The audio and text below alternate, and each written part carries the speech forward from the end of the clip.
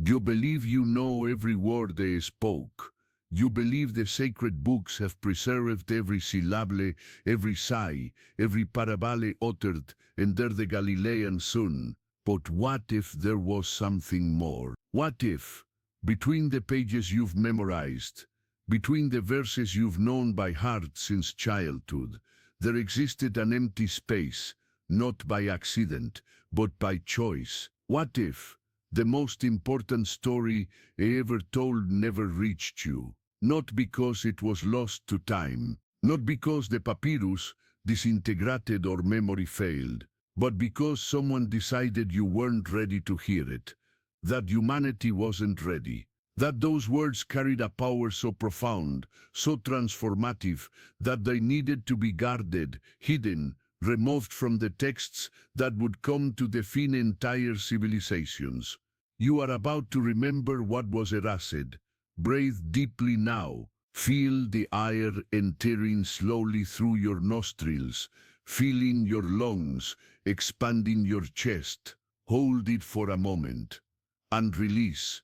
Let the air exit, carrying with it the hurry, the absolute certainty, the need to understand everything immediately. Because what you're about to receive is not information, it's remembrance.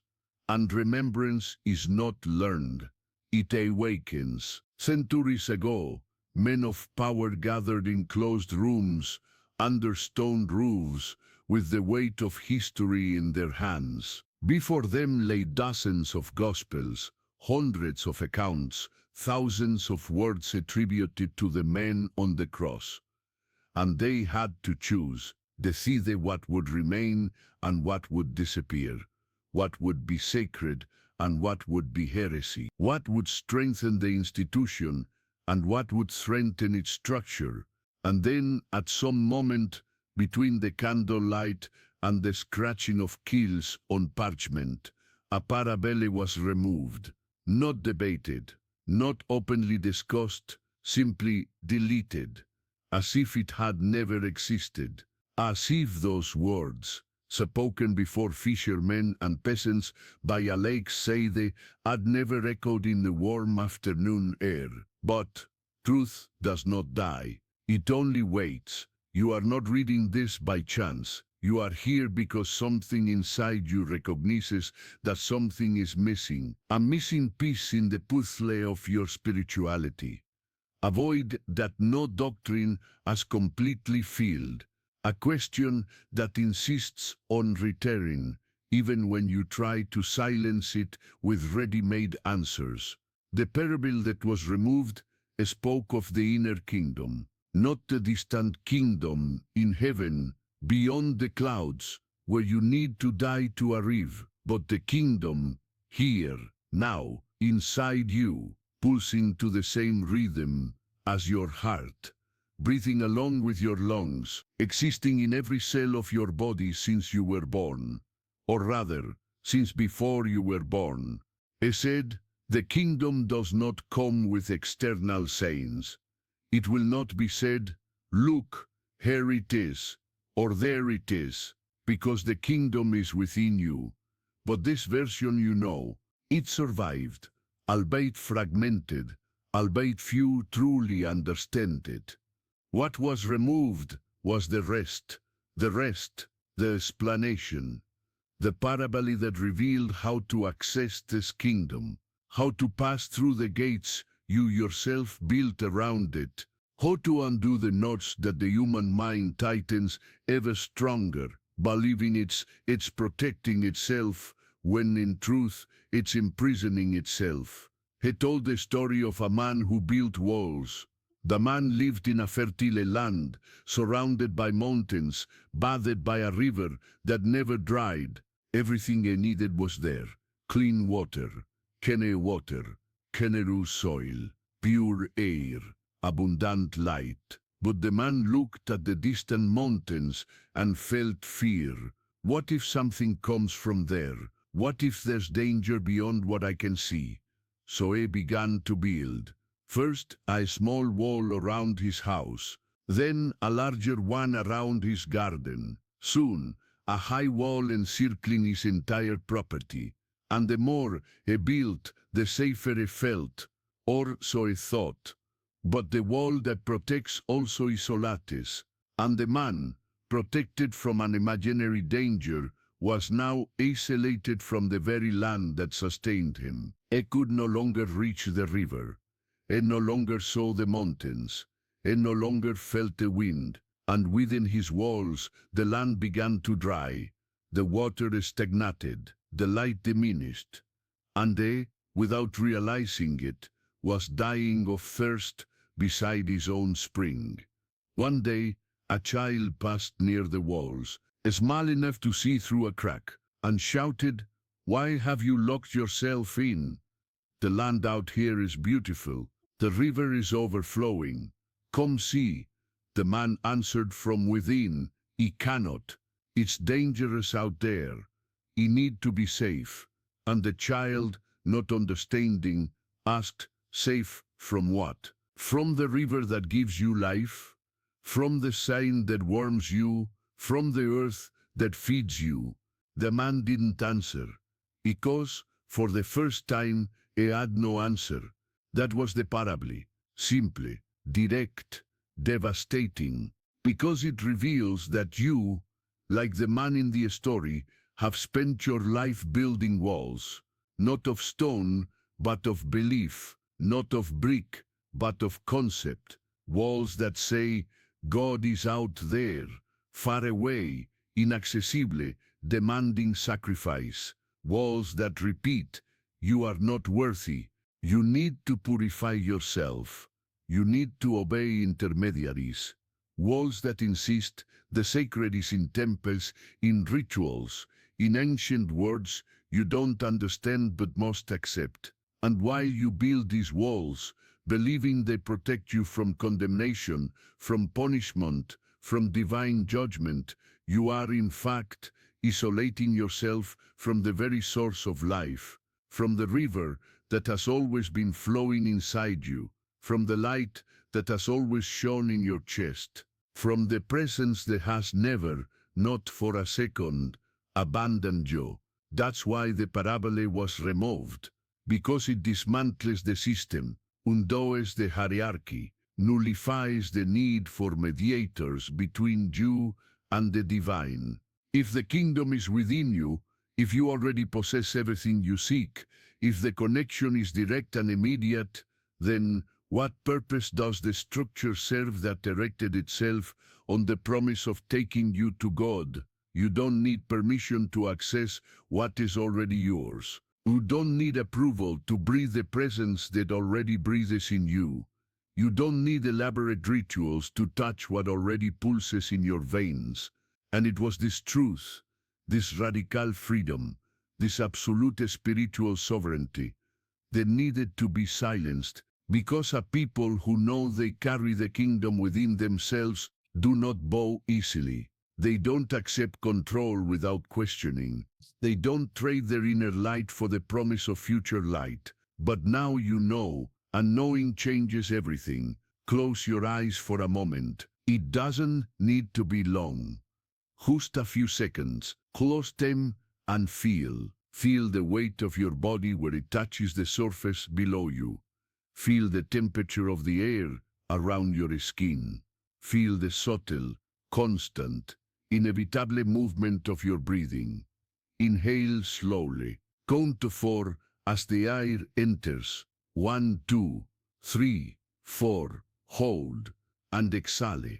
1, 2, 3, 4, 5, 6, 6. Let all the air out, all the tiredness, all the seeking, because you are not seeking. 1, 2. The man, finally, looked at his walls and realized something disturbing. He didn't remember when he began building them. He didn't remember choosing to erect the first stone.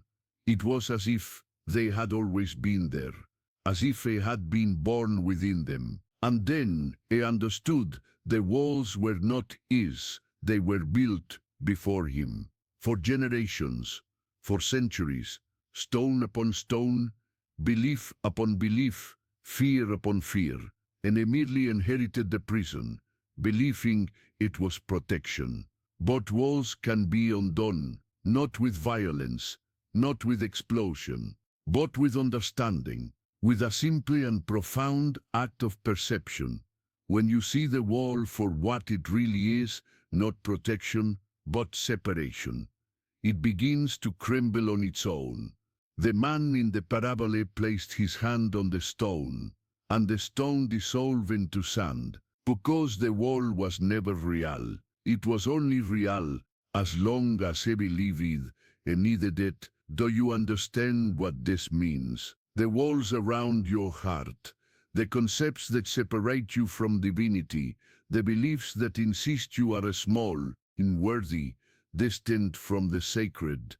All of this exists only because you believe it exists, not because it's true, but because you were taught to believe. And the moment you stop believing, the moment you question, the moment you extend your hand and touch the wall to feel its texture, it dissolves, like mist under the sun.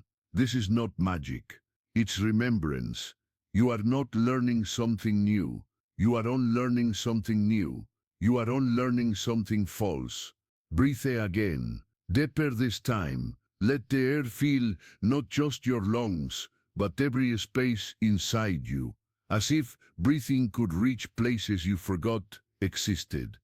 Dark corners, silenced regions, parts of you that were isolated by internal walls. And as you breathe, repeat internal, without hurry, the kingdom is here. The kingdom is here. The kingdom is now. The kingdom is in a.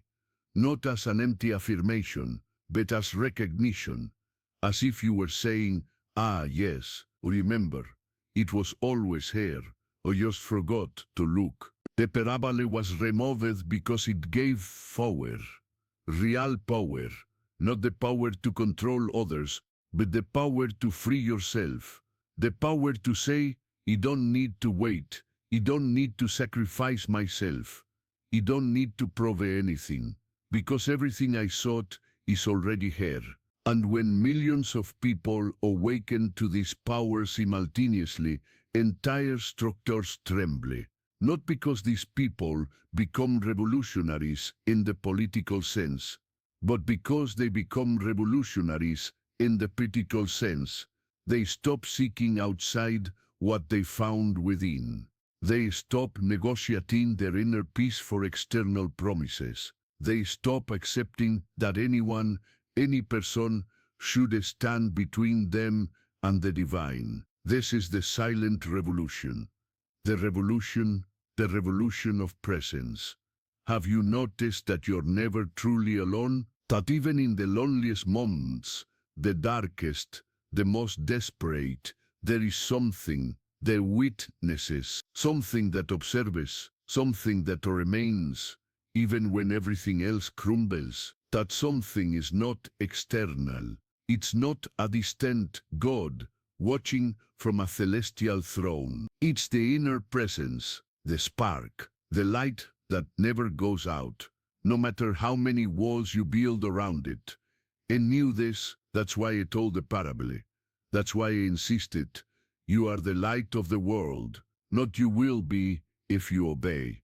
Not you can become if you follow rules. But you are, present tense, affirmation, immediate reality. You are the light. Now, in this exact moment, reading these words, breathing this air, existing in this space-time, the light doesn't need to be reached. It needs to be revealed. And the only thing that heads it are the walls you yourself erected, believing you were protecting yourself.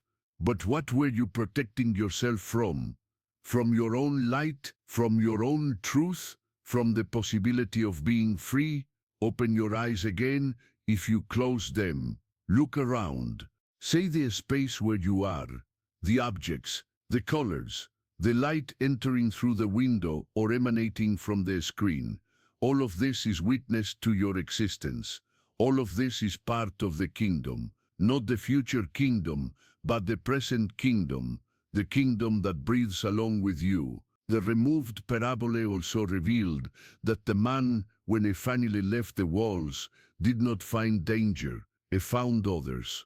Others who, like him, had lived imprisoned.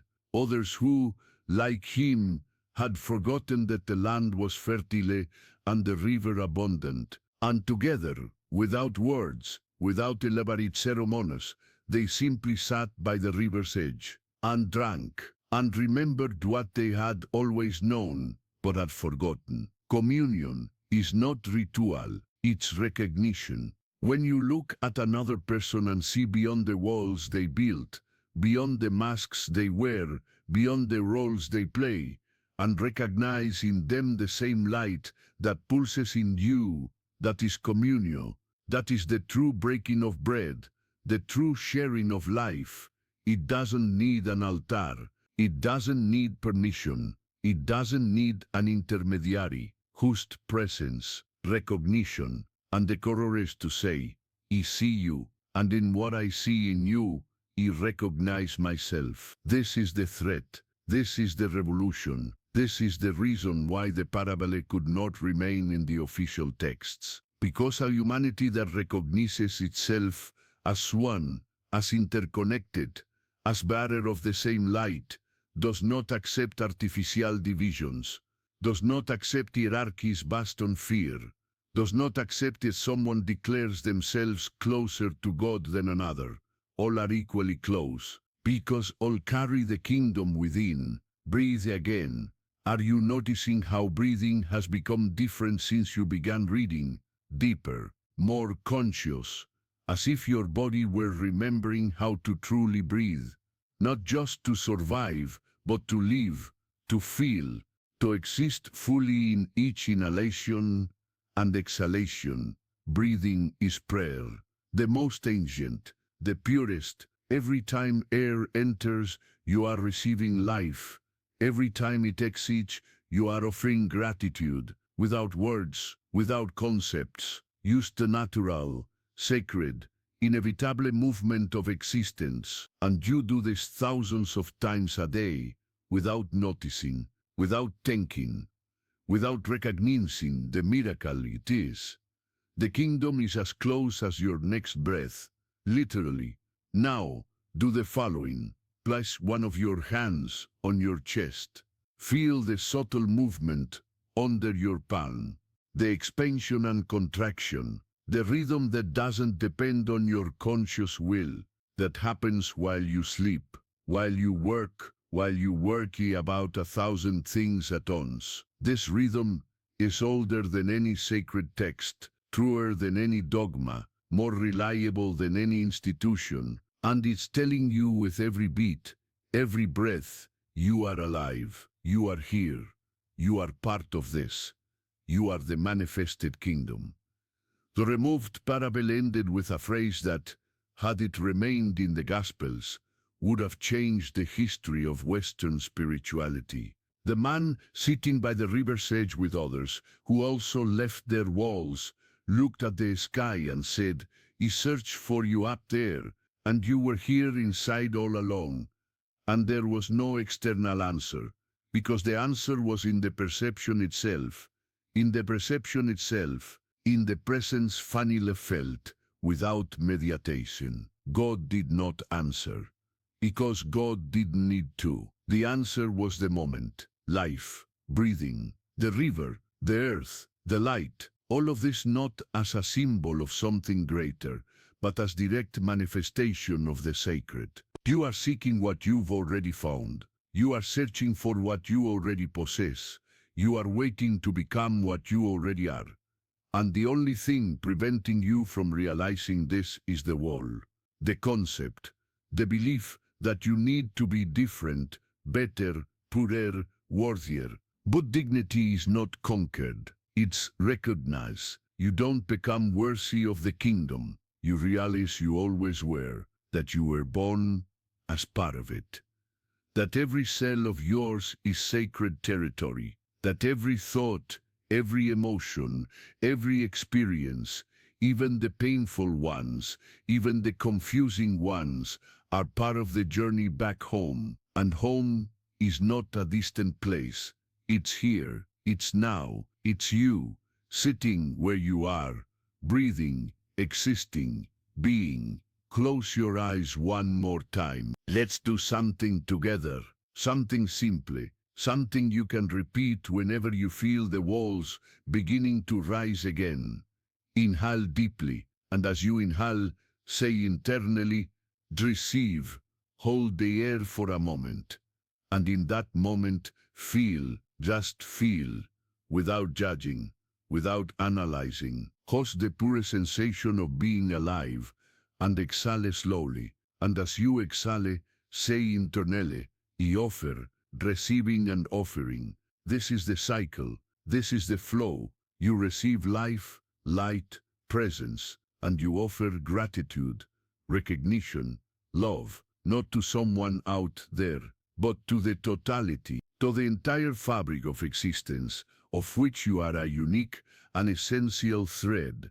Do this 3 times, slowly, with intention, feeling each breath as if it were the first, as if it were the last, as if it were the only one that matters, because it is. I receive, I offer, I receive, I offer. Done.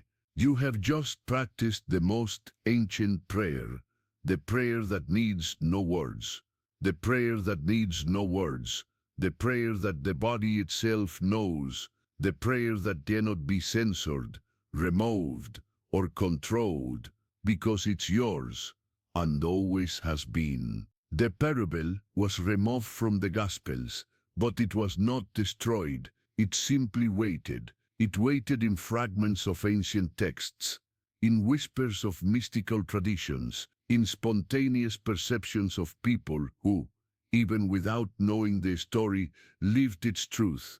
And now it reaches you, not by accident, not by coincidence, but because you are ready, because the moment has come and to remember, to tear down the walls, to leave the prison that seemed like protection, to drink from the river that was always there, waiting. What will you do with this remembrance? You can ignore it. You can close this text and return to familiar walls. You can decide that it's more comfortable to believe the kingdom is distant, that you need to try harder, that you're not ready yet. Or you can simply stop, breathe, and recognize that the search is over, not because you gave up, but because you arrived, and realized you never left home. You just forgot where you were. This doesn't mean life will become easy. It doesn't mean challenges will disappear, but it means you will no longer face anything alone. Because the presence you sought outside is pulsing within, and it never fails, never abandons, never condemns, it simply is. And you, as part of it, also simply are. Enough, complete, whole. Now, the forgotten parable is alive in you. Every time you breathe consciously, you retaste. Every time you recognize the light in another person, you share it. Every time you choose presence instead of fear, you manifest it. You are the living parable. You are the story that could not be completely erased, because it's not written on papyrus or parchment. It's written in flesh, in bone, in blood, in every heartbeat that insists on keeping you alive, even when you forget why it's worth it. And if this remembrance found you today, perhaps it's because you need to share it. Not in a speech, not in preaching, but in presence, being simply the light that you are, letting others see in you what you saw in yourself, that walls can fall, that the river still flows, that the kingdom is here. If this touches something in you, you don't need to do anything grand. Just live the truth, breathe consciously, recognize the light. And when someone asks why you seem different, why there's peace where there was anxiety before, you don't need to explain the parable. So say, He remembered something I had forgotten. And now everything makes sense. And perhaps, just perhaps, that person will also begin to remember. Because truth is not taught, it's recognized. And recognition is contagious. One last breath. Deep, slow, complete. Inhale as if you were drinking from the river. Hold as if you were keeping the light. Exhale as if you were blessing the world. Done. You are home. You always have been. You always will be. Welcome back.